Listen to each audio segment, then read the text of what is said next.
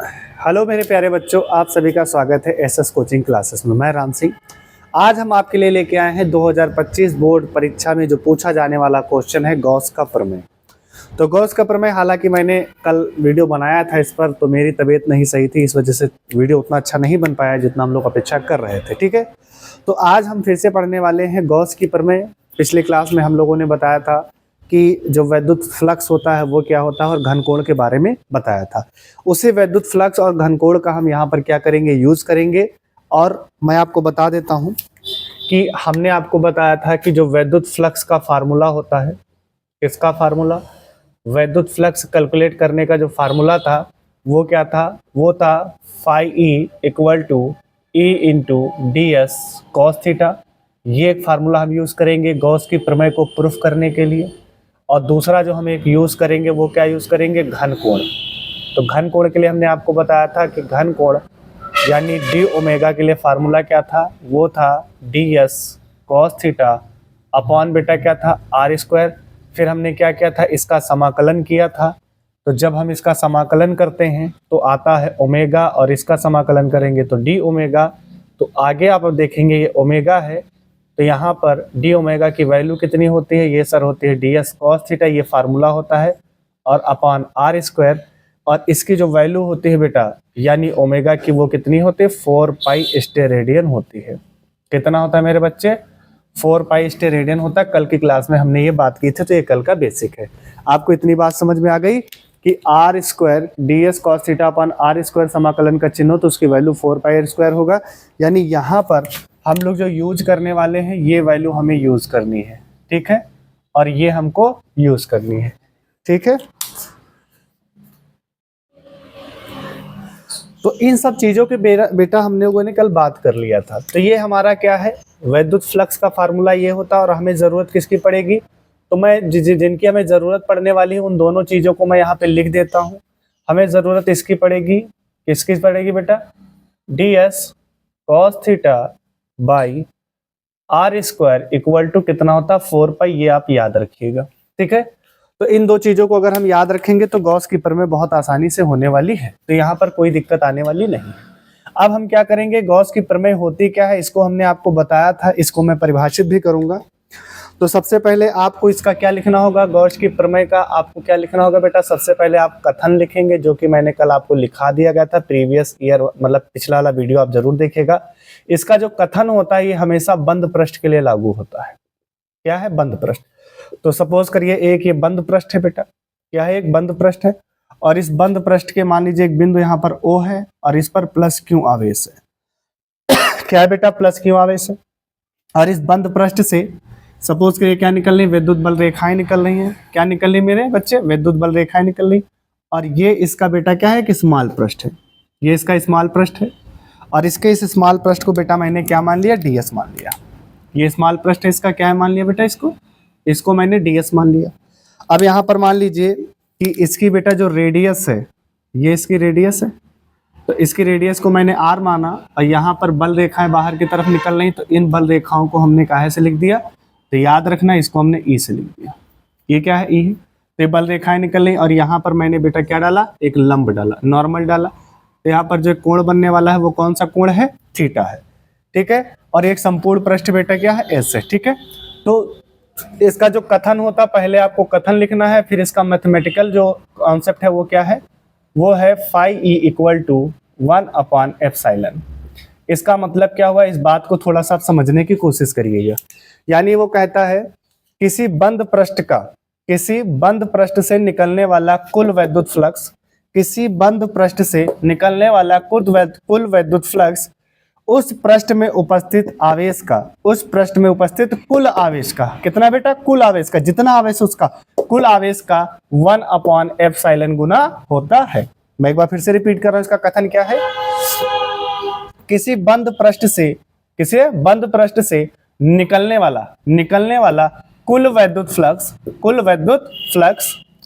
को फाई से लिखते हैं, कुल वैद्युत फ्लक्स उस बंद पृष्ठ के अंदर उपस्थित कुल आवेश का, कितना बेटा, कुल आवेश का 1 अपॉन एप्सिलॉन गुना होता है। ये इसका क्या है, कथन है, ठीक है।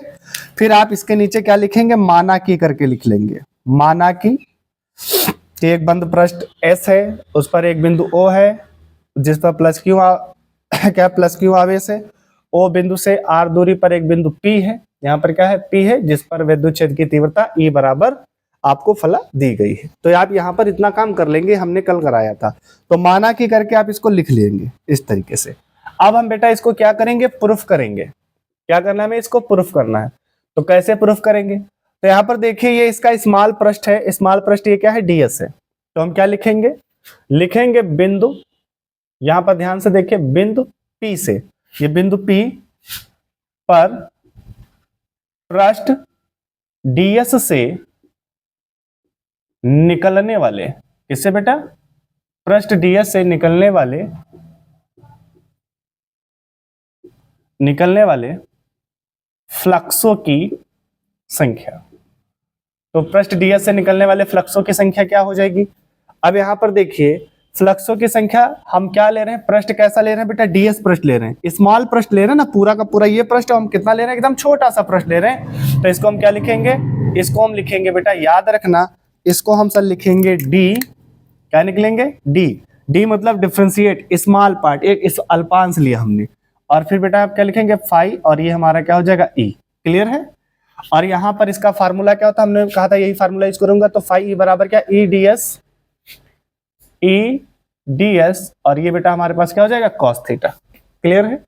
अब यहां पर देखिए हम लोगों ने पढ़ा है अक्षीय और निरक्षीय स्थिति में, यानी विद्युत क्षेत्र में स्थित किसी विद्युत ध्रुव के कारण किसी बिंदु पर विद्युत क्षेत्र की तीव्रता हम लोगों ने कैलकुलेट किया, उसका फार्मूला भी हम लोग जानते हैं। तो क्या जानते हैं, तो यहाँ पर आ जाएगा E की जगह पे हम क्या रख सकते हैं सर, E की जगह आप रख सकते हैं 1/4 पाई एप्सिलॉन नॉट, और Q अपॉन नीचे बेटा क्या होता है R स्क्वायर, और ये हमारे पास क्या हो जाएगा ds cos थीटा।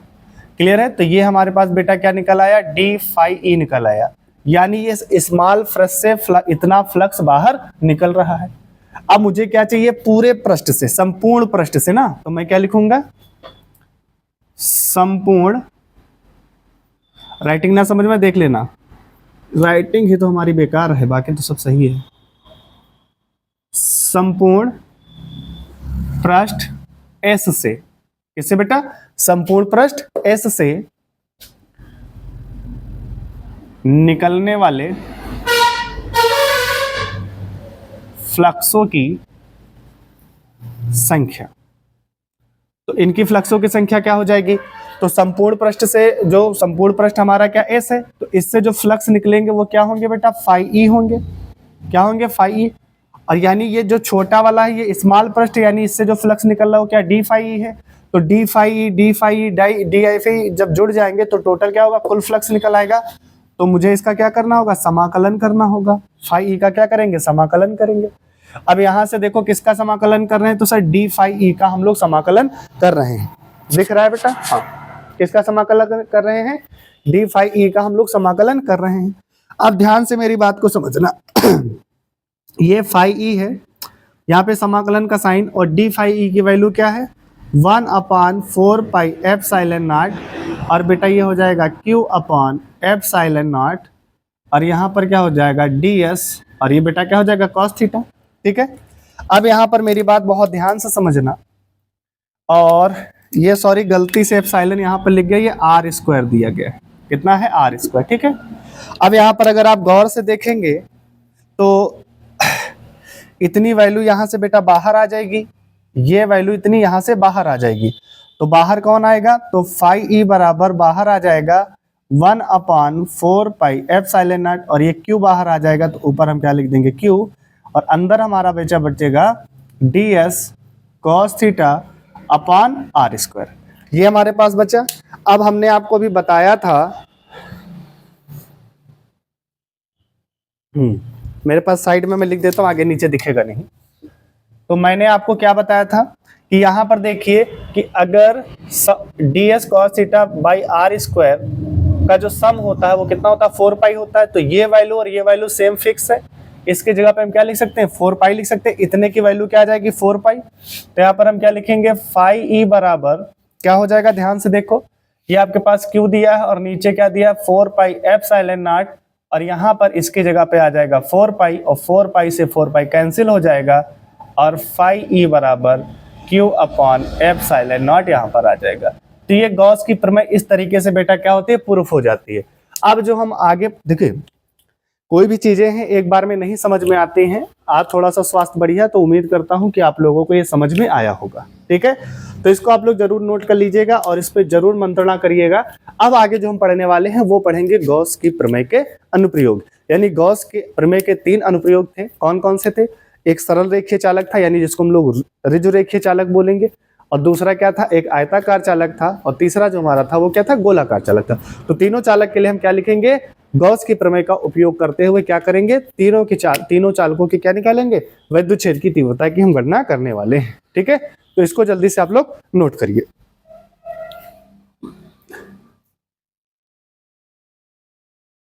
यहाँ पे बेटा एक कोण लिख लीजिएगा, डी ओमेगा, छूट गया लिखना, ये डी ओमेगा, ये बताना पड़ेगा ना कि वैल्यू ये कहाँ से हमने लिया है, तो डी ओमेगा। ठीक है, ये इतना कर लीजिए। अब हम लोग जो बेटा पढ़ेंगे वो हम लोग पढ़ने वाले हैं गॉस की नियम के अनुप्रयोग, यानी गॉस के नियम के क्या होंगे, अनुप्रयोग पढ़ने वाले हैं। तो मैं इसको इरेज कर देता हूं। आपको एग्जाम में बिल्कुल ऐसे लिखना है। पहले आप गॉस की प्रमेय जब आएगी तो आप गॉस की प्रमेय हेडिंग लगाएंगे, फिर उसका कथन लिखेंगे, फिर उसकी मैथमेटिकल बात लिखेंगे, दैट इज करके। कैसे लिखोगे, दैट इज करके ये लिख देंगे। इतना लिखने के बाद आप क्या करेंगे, डायग्राम बनाएंगे माना की करके, फिर आप इसको क्या कर देंगे, प्रूफ कर देंगे। और माना की करके ये प्रूफ में ही लिखना होगा। ठीक है बेटा, इतनी बात समझ में आ गई। देखिए मैथमेटिक्स, देखो मैं ये कहता हूँ फिजिक्स में भी आप लोग रटिए नहीं, इसको बेटा आप समझने की थोड़ा सा कोशिश करिए। जब तक आप समझेंगे नहीं, जो भी इसके डिफिनेशंस हैं फार्मूला बेस्ड, उनको आप उसके फार्मूले पर ही उनको तैयार करिए, आप उससे बहुत बेहतर समझ पाएंगे। ठीक है, तो अब हम लोग जो आगे बेटा देखने वाले हैं वो हम लोग ये देखेंगे कि गॉस के प्रमेय के अनुप्रयोग हैं, 3 हैं, हमें तीनों पढ़ने हैं। तो देख लेते हैं, अगर आप तीनों हो जाते हैं तो तीनों कर लेते हैं, वरना एक यहाँ पर हम एक और अनुप्रयोग को देख लेंगे। और इसको करने का हम आपको एकदम सिंपल सा तरीका बताएंगे, बिल्कुल नहीं, हमारे कुछ क्रियाविधि हैं, हमारे कुछ वर्किंग स्टेप है, कार्य करने के हमारे क्या है, कुछ पद हैं। क्या है, वर्किंग स्टेप है। पहले आप समझ लीजिए, गॉस की प्रमेय के हम लोग क्या पढ़ने वाले हैं, सर हम लोग अनुप्रयोग पढ़ने वाले हैं। अभी हम अनुप्रयोग पढ़ने से पहले हमें क्या होगा, इसके वर्किंग स्टेप को समझना होगा। अब ये वर्किंग स्टेप क्या होते हैं सर, वर्किंग स्टेप मतलब ये है कि जैसे हमें इस डेरिवेशन को करना है तो वो कौन कौन से स्टेप हम अपनाएंगे। हमने इसके 3 अनुप्रयोग पढ़ने हैं। कितने अनुप्रयोग पढ़ने हैं, हमको 3 पढ़ने हैं, और तीनों अनुप्रयोग को हमको ये ध्यान देना है कि कौन कौन से स्टेप से हम लेके चलेंगे। तो सबसे पहले यहाँ पर याद रखना कि इसका पहला वर्किंग स्टेप बेटा क्या होगा, ध्यान से सुनिएगा। पहले इसका वर्किंग स्टेप होगा कि यहाँ पर हम बेटा सबसे पहले क्या निकालेंगे, आवेश निकालेंगे। मतलब कि आपके पास कोई पृष्ठ है, एक बंद पृष्ठ होगा, चाहे वो गोलीय पृष्ठ हो, आयताकार हो, लंबवर्ती हो, कोई भी एक पृष्ठ हो, उस पृष्ठ पर कुल आवेश है उसको निकालेंगे। तो आवेश कैसे निकालते हैं, तो याद रखना हमेशा आवेश निकालते हैं आवेश घनत्व। किससे निकालेंगे, आवेश घनत्व। तो एक तो आवेश घनत्व होगा, और आवेश घनत्व का आप गुणा करा दीजिए। अगर मान लीजिए चालक में लंबाई हो तो लंबाई से गुणा करा देना, अगर चालक में लंबाई और चौड़ाई दोनों हो तो किससे गुणा करा दोगे, क्षेत्रफल से। और अगर मान लीजिए चालक में लंबाई, चौड़ाई और ऊंचाई तीनों हो तो किससे मल्टीप्लाई करा दोगे बेटा, आयतन से करा दोगे। किससे करा दोगे, आयतन से करवा दोगे। तो इस तरीके से आप पहले स्टेप में क्या निकालेंगे, आवेश निकालेंगे। दूसरे स्टेप में हम क्या निकालेंगे बेटा, वैद्युत फ्लक्स निकालेंगे। क्या निकालेंगे, वैद्युत फ्लक्स। और वैद्युत फ्लक्स निकालने का फार्मूला क्या होता है सर, वो होता है फाई ई बराबर E D S cos theta. इस वाले फार्मूले से हम क्या निकालेंगे, वैद्युत फ्लक्स निकालेंगे। सेकेंड स्टेप हमारा ये रहेगा। और थर्ड स्टेप में आपको क्या करना है, गॉस की प्रमेय का उपयोग करना है, गॉस का प्रमेय। तो जब हम गॉस का प्रमेय का उपयोग करेंगे तो गॉस की प्रमेय क्या है, वो फाई ई बराबर क्या होती है, क्यू अपॉन एप्सिलॉन नॉट होती है। अब यहाँ पर देखो फाई ई से हम इस जगह पे मान को पुट करेंगे तो ये हो जाएगा E D S cos theta, और अपॉन इधर क्या है क्यू। क्यू से यहाँ पर आवेश घनत्व, क्यू का मान यहाँ पे रखोगे ये एप्सिलॉन नॉट, और बाकी यहाँ से हम ई की वैल्यू को कैलकुलेट कर लेंगे, और इस तरीके से जो भी होगा हमारा आंसर आ जाएगा। तो कुल मिला के इन 3 स्टेप पे हमको काम करने हैं। कितने स्टेप पे काम करना है, हमको 3 स्टेप पे काम करना है। सबसे पहले आपको बेटा क्या करना है, आवेश निकालना। सबसे पहले आप क्या निकालोगे, आवेश। आवेश निकालने के बाद कुल वैद्युत फ्लक्स निकालोगे, यानी वैद्युत फ्लक्स की गणना करनी है। और फिर लास्ट में आपको क्या करना है, गॉस की प्रमेय का उपयोग करना है, वहां से ई की वैल्यू को हमें कैलकुलेट कर लेना है। ठीक है बेटा, इतनी बात समझ में आ गई? तो आप इसको जल्दी से नोट कर लीजिए, जल्दी से इसको नोट कर लीजिए बेटा। और ये वर्किंग स्टेप याद जरूर रखिएगा आप लोग, जल्दी से इसको नोट कर लीजिए वर्किंग स्टेप। देखिए बेटा, अब आपके सामने जो हम पहला अनुप्रयोग लेके आए हैं कि अनंत लंबाई के सीधे आवेशित तार के कारण हमें विद्युत क्षेत्र की तीव्रता की गणना करनी है। तो आपको पता है कि जो गॉस की प्रमेय लगती है वो बंद पृष्ठ के लिए लगती है। तो सबसे पहले आप यहां पर देखिए, हम इसका एक फोटो बना लेते हैं। ये मान लीजिए आपका एल लंबाई का, अनंत लंबाई का एक चालक है और जिसको यहां पर प्लस क्यू चार्ज दिया गया। कौन सा चार्ज दिया गया मेरे बच्चे? प्लस क्यू चार्ज यहां पर इसको दिया गया। सपोज करिए कि यहां पर इसका जो घनत्व है वो लैम्डा है। कितना है मेरे बच्चे? लैम्डा है। यानी इसमें जो आवेश घनत्व है मेरे बच्चे वो क्या है? लैम्डा है। दिख नहीं रहा है, मैं थोड़ा सा ऊपर लिख देता हूं। तो आवेश घनत्व बेटा इसका क्या है? लैम्डा है। ये आप दिख रहा होगा आपको, इसका आवेश घनत्व क्या है? लैम्डा है। अब यहाँ पर ये जो आप जानते हैं कि जो गॉस की प्रमेय लगती है वो किसके लिए? एक बंद पृष्ठ के लिए लगती है। तो हम क्या करेंगे, इसको एक बेलन के, यानी इसमें एक हम कॉन्ट्रैक्शन करेंगे और इसको हम ऐसा दिखाएंगे कि एक बेलन के अंदर है। ये कुछ इस तरीके से, किधर है? एक बेलन के अंदर है। ये देखिए, ऐसा मान लेते हैं कि एक बेलन के अंदर रखा गया, ऐसा ऐसा संरचना हमने इसके बेलन के। अब यहाँ पर ये जो बेलन है, तो आप जानते हैं कि बेलन में 3 पृष्ठ होते हैं। कि ये हम आप देख रहे हैं कि मेरे पास एक मार्कर है, ये मार्कर है। तो बेलन का एक पृष्ठ ये है, एक पृष्ठ ये है, और इसका ये क्या है? वक्र पृष्ठ है जो घुमा हुआ। तो कितने पृष्ठ हैं? 3 पृष्ठ हैं। कितने पृष्ठ है मेरे बच्चे? 3 पृष्ठ है। मान लीजिए इसका ये पृष्ठ है S1 और इसका ये वाला पृष्ठ है S2 और इसका ये वाला पृष्ठ है S3 है। अब मन में, अब क्योंकि यहाँ पे बंद पृष्ठ है, तो बंद पृष्ठ में मान लीजिए यहां से लेकर के यहां तक जो तार की लंबाई हो बेटा क्या है? L है। तार की लंबाई कितनी है? L है। तो तार में क्या है? लंबाई है। तो तार की लंबाई क्या हो जाएगी? L। तो इसमें पृष्ठ क्या है? और मान लीजिए इस पृष्ठ से यहां पर एक बिंदु क्या है? P है, जिस पर हमें विद्युत क्षेत्र की तीव्रता की गणना करनी है। चलिए, क्या करना है? एक बिंदु P है जिस पर मुझे क्या करनी है? विद्युत क्षेत्र की तीव्रता की गणना करनी है। क्या इतनी प्यारी प्यारी सी बात आपको समझ में आ गई? ठीक है, एक बिंदु P है, इस पर हमें क्या करनी है? विद्युत क्षेत्र की तीव्रता की गणना करनी है। तो आइए हम शुरुआत करते हैं। सबसे पहले हम काम कहां पर करेंगे? हम अपने वर्किंग स्टेप पे काम करेंगे। तो सबसे पहले बेटा जो हम निकालने वाले हैं वो क्या निकालने वाले हैं? आवेश। तो हम क्या लिखेंगे? आवेश। तो आवेश बराबर क्या हो जाएगा? आवेश घनत्व। क्या हो जाएगा मेरे बच्चे? आवेश घनत्व और गुणे, क्योंकि इसमें क्या है? तार में सिर्फ और सिर्फ क्या है बेटा? लंबाई। इसलिए हम क्या करेंगे? इसकी लंबाई से गुणा करा देंगे। इसलिए आवेश को क्यों से लिखते हैं और ये हो जाएगा लैम्डा एल। अब यहाँ पर ये हमें क्या मिल गया बेटा? आवेश मिल गया। तो कुल आवेश हमने निकाले, इस तार पे कुल आवेश कितना है? लैम्डा एल है। सेकेंड स्टेप में क्या निकालना? Phi E. तो यहाँ पर देखिए बेटा 3 पृष्ठ हैं। एक पृष्ठ S1 है, एक पृष्ठ S2 है, तीसरा पृष्ठ क्या है? S3 है। तो कितने पृष्ठ है मेरे बच्चे? 3 पृष्ठ हैं। अब वो लिखने वाला आप मान लिख लीजिएगा। माना एक अनंत लंबाई का तार है, वो आपकी हेडक है, वो आपको लिखना है। इतना काम आपको करना है। मैं बिल्कुल आसान भाषा में आपको समझा रहा हूँ, थोड़ा सा समझने की कोशिश करिए। तो इसमें कितने पृष्ठ हैं बेटा? 3 पृष्ठ हैं। तो सबसे पहले हम निकालेंगे समतल वृत्तीय S1 पृष्ठ से निकलने वाले फ्लक्सों की संख्या। ये बेटा जो हमारा डेरिवेशन, ये आपका नोट्स है, आप ये समझ लीजिए।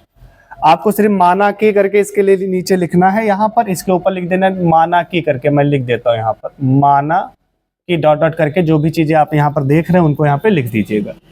तो यहाँ पर देखिए ये S1 प्लस ये क्या है? N1 S1 पृष्ठ है। तो इसलिए यहाँ से जो फ्लक्स होगा वो फाई E1 इसको मान लेते हैं। क्या मान लेते हैं बेटा मेरे? Phi E1। इसका फार्मूला होता है EDS। अब यहाँ पर देखिए बेटा EDS cos थीटा होता है। क्या होता है? EDS cos theta. E हमने लिख दिया और DS पृष्ठ, यानी ये क्या हो जाएगा? S1 हो जाएगा। क्या हो जाएगा बेटा? S1 हो जाएगा। और यहाँ पर देखिए cos, अब यहाँ पर थीटा की वैल्यू रखिए।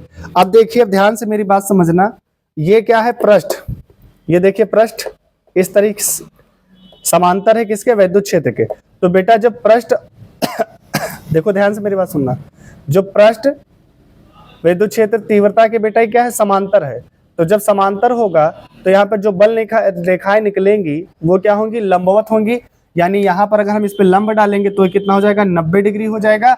इसलिए यहाँ पर ये बेटा कितना होगा, 90 डिग्री हो जाएगा। तो यहाँ पर ये जो कोण बनेगा वो कितना हो जाएगा मेरे बच्चे, 90 डिग्री हो जाएगा। ठीक है, तो ये हमारा क्या पृष्ठ है, क्या है मेरे बच्चे, पृष्ठ है। और यहाँ से विद्युत क्षेत्र की तीव्रता है। तो पृष्ठ अगर विद्युत क्षेत्र की तीव्रता क्या हो, समांतर हो, तो यानी थीटा कितना लेना होगा, हमें 90 डिग्री हमें यहाँ पर लेना होगा। क्लियर है, इतनी बात बेटा समझ में आ गई। फोन आ गया था बेटा, ठीक है। तो यहाँ पर पृष्ठ क्या है, S1 है। याद रखना ये आपका पृष्ठ है, ठीक है, और ये विद्युत क्षेत्र की तीव्रता की दिशा है। तो जब ये दोनों एक दूसरे के बेटा क्या हो, समांतर हो, तो हमेशा आपको क्या लेना है, 90 डिग्री। जब क्या कहा मैंने, पृष्ठ और ये क्या है, विद्युत क्षेत्र की तीव्रता, दोनों क्या है, एक दूसरे के क्या हो, समांतर हो, तो जो बल रेखा निकलेगी क्या होगी, लंबवत होगी, यानी 90 डिग्री का कोण बनेगा। इसलिए मेरी बात ध्यान से सुनो, सिर्फ एक कॉन्सेप्ट समझ लो। ये है इसका पृष्ठ, है ना बेटा, ये इसकी क्या है, विद्युत क्षेत्र की तीव्रता। अगर दोनों समांतर हो तो 90 डिग्री लेना है। कितना लेना है बेटा, 90 डिग्री, क्योंकि ये क्या होंगी कितना लेना, 90 डिग्री। बस इतना याद रखो, वरना ज्यादा कंफ्यूजन में पड़ जाओगे तो फिर दिक्कतें हो जाएंगी। तो जब ये 90 डिग्री लोगे तो cos 90 का मान 0 होता है, तो इसकी वैल्यू कितनी हो जाएगी, फाई E1 की वैल्यू हो जाएगी सर 0। या आप एक सिंपल सी बात समझो, ये विद्युत क्षेत्र की तीव्रता है, ये पृष्ठ के क्या है, समांतर है, तो भैया जो चुंबकीय फ्लक्स होगा कितना होगा, 0 होगा। क्लियर से ये बात समझ लो। H2 भी क्या है, पृष्ठ चुंबकीय क्षेत्र की तीव्रता के समांतर है, तो थीटा कितना लेना होगा, 90 डिग्री। समांतर हो 90 डिग्री, लंबवत हो तो 0 डिग्री लेना। बस इतना कॉन्सेप्ट याद रखो बस। तो क्या हो जाएगा, फाई E2 लिखना चाहो तो लिख सकते हो। ये भी क्या लिखोगे, लिखोगे समतल वृत्तीय H2 पृष्ठ से निकलने वाले फ्लक्सों की संख्या। अभी देखना, हम जो वर्किंग स्टेप पे काम कर रहे हैं उसी वर्किंग स्टेप पे ही काम करके हम पूरा डेरिवेशन कर लेंगे। तो फाई E2 हो जाएगा, इस बार हमने दूसरा पृष्ठ लिया है, तो फाई E2 बराबर ये हो जाएगा E, और S1 की जगह क्या हो जाएगा, S2, और ये क्या हो जाएगा, cos 90 डिग्री।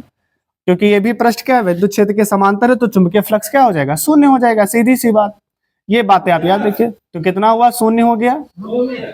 ये कितना हुआ मेरे बच्चे, 0 हो गया। इतनी बात बेटा समझ में आ गई। देखो यहाँ पर इस चीज को लेके कंफ्यूजन आपको बिल्कुल नहीं होना चाहिए। ये आपका पृष्ठ है, जैसे मेरा मान लीजिए मार्कर है, हमारा बेलन है, तो ये बेलन का पृष्ठ है, और ये विद्युत क्षेत्र की तीव्रता इस दिशा में है। तो बेलन का पृष्ठ ये देखिए ये है, और विद्युत क्षेत्र की तीव्रता एक दूसरे के समांतर है कि नहीं बेटा, ध्यान से देखो, समांतर है। तो जब कभी तुमसे समांतर यानी विद्युत क्षेत्र यानी पृष्ठ की दिशा, पृष्ठ और विद्युत क्षेत्र की तीव्रता समांतर हो, तो हमेशा 90 डिग्री लेना, ये याद करके आप चलिए। और अगर पृष्ठ विद्युत क्षेत्र की तीव्रता क्या हो, लंबवत हो, तो हमेशा 0 डिग्री लेना है। आगे देखिए यही काम करेंगे। अब हम क्या लिखेंगे, ये पृष्ठ बेलन का कैसा घुमा हुआ है, तो क्या लिखेंगे, लिखेंगे वक्र पृष्ठ S3 से निकलने वाले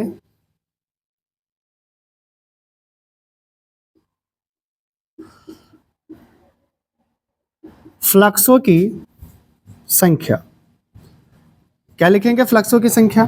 तो ये क्या हो जाएगा बेटा, फाई E3 बराबर E, और ये बेटा यहां पर क्या हो जाएगा, S3, और यहां पर ये क्या हो जाएगा, cos।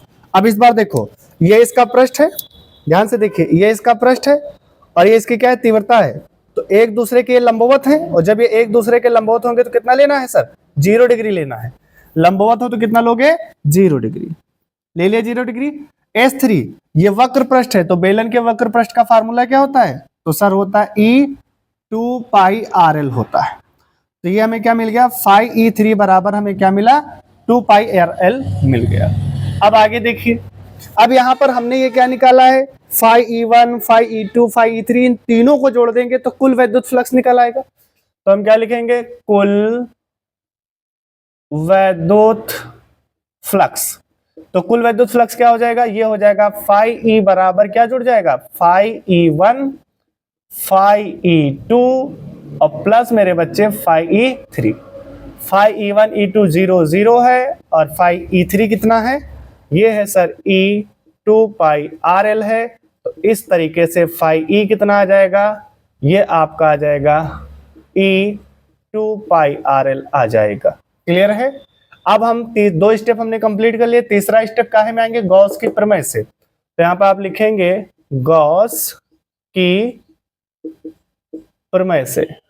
तो गॉस का प्रमेय से हम जब आएंगे गॉस की प्रमेय से, तो यहाँ पर गॉस की प्रमेय क्या होती है, ये होती है epsilon naught, sorry phi E बराबर Q upon epsilon naught, ये वैल्यू होती है। अब यहाँ पर देखिए एफ साइलेंट फाई ई की वैल्यू कितनी आई है, फाई ई की वैल्यू आई है sir E two pi R L बराबर क्यू का मान कितना आया था सर, लैम्डा एल आया था और ये एफ साइलेंट नॉट। क्लियर है। अब यहाँ पर ध्यान से देखो एल से एल कट जाएगा, कट गया, तो ई बराबर यहाँ पर इधर ई रोकोगे, सबको ट्रांसफर कर दोगे तो ऊपर तो लैम्डा रहेगा और नीचे क्या हो जाएगा 2 पाई आर और ये बेटा यहाँ पर क्या एप्सिलॉन नॉट। तो ये है अनंत लंबाई यानी सरल सीधे आवेशित अनंत लंबाई के सीधे आवेशित या रिज रेखीय चालक में विद्युत क्षेत्र की तीव्रता का फार्मूला ये होता है। तो हमने किसकी सहायता से किया है प्रूफ, गॉस की प्रमेय की सहायता से प्रयोग किया है। आप लोगों ने एक बात यहाँ पर देखी कि कितनी आसानी से हमने इस अनुप्रयोग को पढ़ लिया। आप ऐसे ही पढ़ना है, आपको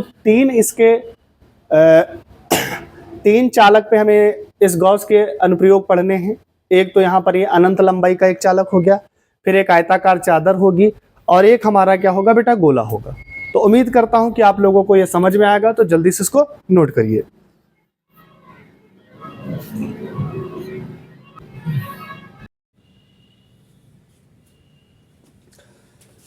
मेरे प्यारे बच्चों, हम लोग 5-5 नंबर करके ढेरों नंबर इकट्ठा कर रहे हैं। आज उसी कड़ी में हम एक और नया टॉपिक लेके आए हैं जिसको हमने पिछले क्लास में पढ़ा था, जिसको हम पूरी तरीके से नहीं पढ़ पाए थे। यानी हम बात कर रहे हैं गॉस की प्रमेय के अनुप्रयोग। तो गॉस की प्रमेय का पहला अनुप्रयोग हम लोग पढ़ चुके हैं अनंत लंबाई रिज रेखीय चालक के लिए। आज जो हम पढ़ने वाले हैं एक समान आवेशित अनंत समतल चादर के कारण हमें विद्युत क्षेत्र की तीव्रता पढ़नी है। ये गॉस की प्रमेय का अनुप्रयोग नंबर 2 है जो आपके एग्जाम में पूछा जाता है। ठीक है, तो आइए शुरुआत करते हैं। ज्यादा टाइम वेस्ट नहीं करेंगे क्योंकि टाइम बहुत कम है। ठीक है, तो सबसे पहले यहां पर हम बात कर लेते हैं कि हमारे पास ये एक समतल चादर है और इस पर जो आवेशित है ये एक समान आवेशित है। ठीक है, यहां पर हमने एक बेलन इसके आर पार निकाला है और यहां पर देखिए इस तरीके से, और इस बेलन में अगर आप देखेंगे तो 3 पृष्ठ दिखेंगे। ये S1 पृष्ठ होगा, ये S2 पृष्ठ होगा और ये वाला S3 पृष्ठ होगा। और इस चादर का जो आवेश घनत्व है उसको हमने सिग्मा मान लिया। तो ये आपका डायग्राम कंप्लीट हो गया। फिर इसके नीचे आप लोग क्या लिखेंगे, माना की करके आप यहाँ पर लिख लेंगे जो भी आपको कैलकुलेशन करनी है। ठीक है, सबसे पहले हम S1 पृष्ठ से निकलने वाले यानी हम फिर वर्किंग स्टेप पे काम करेंगे। तो हमें आवेश निकालना है सबसे पहले, क्योंकि हम जानते हैं कि आवेश बराबर होता है आवेश घनत्व। क्या होता है मेरे बच्चे, आवेश घनत्व और गुणे यहाँ पर बेटा क्या है, क्योंकि लंबाई और चौड़ाई दोनों, यानी यहाँ पर क्या होगा क्षेत्रफल होगा और इसका घनत्व कितना है सर, सिग्मा है, क्षेत्रफल a है और आवेश को q से लिखते हैं तो q बराबर ये आ जाएगा। ठीक है, हम पूरे इस वर्किंग स्टेप पे काम करेंगे। पहला काम हमने कर लिया, सेकंड स्टेप में QE निकालना। तो कितने पृष्ठ है, 3 है, 2 समतल पृष्ठ है और एक कैसा है, वक्र पृष्ठ है।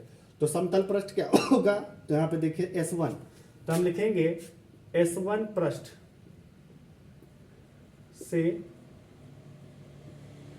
निकलने वाले या S1 पृष्ठ से निकलने वाला फ्लक्स, निकलने वाला वैद्युत फ्लक्स आप लोग लिख लीजिएगा, वैद्युत फ्लक्स। ये आपका हो जाएगा फाई E1 बराबर E और पहला सरफेस इसलिए S1 और ये बेटा क्या हो जाएगा कॉस। अब देखो थीटा यहाँ पे लिखना होगा क्योंकि हमें थीटा की आवश्यकता पड़ेगी। और यहाँ पर देखिए ये बेटा इसका पृष्ठ है और क्षेत्र की दिशा हमने नहीं बताई है, तो मान लीजिए इसकी क्षेत्र की दिशा ये पॉइंट P है और इसकी क्षेत्र की दिशा E इधर है, ये क्षेत्र की दिशा। ठीक है, मैं भूल गया था, नहीं बनाया क्षेत्र की दिशा। तो यहाँ पर देखिए ये इसका पृष्ठ है और दिशा ये है, तो यदि एक दूसरे के लंबवत हो तो हमेशा क्या लेते हैं 0 डिग्री। जब लंबवत हो मेरे बच्चे क्या लेते हैं 0 डिग्री लेते हैं, तो यहाँ पर क्या आ जाएगा 0 डिग्री। अब इस मान को यहाँ से रखेंगे तो E कैसा है, क्षेत्रफल होगा, वृत्ति है ना, तो क्या हो जाएगा A हो जाएगा, क्या हो जाएगा A। तो EA आपका ये आ गया 5E1। ठीक है, इसी प्रकार बेटा अब हम क्या निकालेंगे S2 पृष्ठ से, S2 पृष्ठ से निकलने वाले फ्लक्सों की संख्या। ये आप लोग लिख लीजिएगा, इतना तो लिख सकते हो आप, बहुत अच्छे बच्चे आप लोग। ये हो जाएगा 5E2 बराबर, यहाँ पर देखिए क्या हो जाएगा ES2। सेम पृष्ठ एक जैसा है, पृष्ठ और क्षेत्र एक दूसरे के लंबवत है, तो कितना लेना है cos 0 डिग्री। तो इस तरीके से EA यहाँ पर भी आ जाएगा, तो ये हो गया 5E2। क्लियर है। अब यहाँ पर लिखेंगे S3 पृष्ठ से निकलने वाला वैद्युत फ्लक्स। तो ये बेटा क्या हो जाएगा, ये हो जाएगा 5E3, कितना होगा मेरे बच्चे 5E3, ध्यान से सुनना 5E3, और ये हो जाएगा E, और यहाँ पर बेटा क्या हो जाएगा S3, और यहाँ पर हो जाएगा cos। अब यहाँ पर देखिए बेटा ये इसका पृष्ठ है, ये इसका क्या है पृष्ठ है, और ये E है। तो पृष्ठ और क्षेत्र की दिशा दोनों एक दूसरे के समांतर है, मतलब 90 डिग्री लेना है, उल्टा लेना है। अगर समांतर हो तो 90 डिग्री, अगर लंबवत हो तो 0 डिग्री, उल्टा लेना है। तो ओवरऑल जो 5E3 की वैल्यू जो आएगी वो क्या हो जाएगी, 0 हो जाएगी। क्यों? क्योंकि सर यहाँ पर आप अगर ध्यान से देखिए तो यहाँ पर cos 90 का मान 0 होता है, तो उसके साथ सब कुछ क्या हो जाएगा 0 हो जाएगा। अब मुझे क्या निकालना है, कुल वैद्युत फ्लक्स निकालना है, कुल वैद्युत फ्लक्स निकालना है। तो कुल वैद्युत फ्लक्स क्या होगा जल्दी से बताइए, कुल वैद्युत फ्लक्स क्या होगा जल्दी से बताइए। सर होगा क्या, सबको जोड़ दीजिए आप। तो 5E बराबर क्या हो जाएगा 5E1 प्लस 5E2 प्लस क्या हो जाएगा 5E3। 5E1 की वैल्यू क्या है, EA है, 5E2 की वैल्यू क्या है, EA, और 5E3 की वैल्यू क्या है 0। तो EA जुड़ जाएगा तो क्या बनेगा सर 2EA बन जाएगा। तो ये हमारे क्या मिल गया 5E मिल गया। क्लियर है बेटा। तो अब यहाँ से हमें क्या लगाना है, तीसरे स्टेप में लगाना है गॉस की प्रमेय से। किसकी प्रमेय से, गॉस की प्रमेय से। तो गॉस की प्रमेय लगाएंगे। अब क्या होती है देखिए, ये सर होती है 5E बराबर Q अपॉन एप्सिलॉन नॉट, मान को रखिए, तो ये हो जाएगा 2EA बराबर, ये हो जाएगा Q की जगह पे क्या लिखना है, जरा आवेश देखिए कितना आया था, आवेश आया था सिग्मा A। ये इंपॉर्टेंट है, याद रखना, आगे इसका यूज होगा, बताऊंगा कहाँ पर यूज होगा। ये एप्सिलॉन नॉट, ठीक है। यहाँ से A और A कैंसिल आउट हो जाएगा, ठीक है। तो बेटा यहाँ पर कौन बचा, E बचा, और 2 इसके पास चला जाएगा, तो sigma upon 2 epsilon not, 2 epsilon not. तो ये बेटा हमने क्या निकाला, एक समान आवेशित अनंत समतल चादर के कारण विद्युत क्षेत्र की तीव्रता। ये जो वर्किंग स्टेप है बहुत मेहनत करके निकाले गए हैं, ऐसा नहीं कि बिल्कुल ऊपर ही हर चीज मिल जाती है। टीचर बहुत सारी मेहनत करता है, तब चीजों को, नई नई चीजों को सामने लाता है, ताकि वो बच्चों के लिए क्या हो, वो डेरिवेशन वो आसान हो जाए। तो ये वर्किंग स्टेप क्या कर रहा है, इस डेरिवेशन को आपके लिए एकदम, वो तो वही वाला है ना, मम्मी हलवा पकाती है आप जड़ा खा लिए, वही वाली बात है कि पका पकाया हलवा है। यानी इन वर्किंग स्टेप की सहायता से आप क्या कर सकते हैं, इन डेरिवेशंस को आसानी से लगा सकते हैं। यानी गॉस के प्रमेय के जो तीनों के तीनों अनुप्रयोग है बिल्कुल आसानी से होने वाले। तो हम लोगों ने 2 प्रयोग पढ़ लिए, अब बारी आ गई है अनुप्रयोग नंबर 3 की। तो जल्दी से इसका स्क्रीनशॉट लीजिए आप लोग,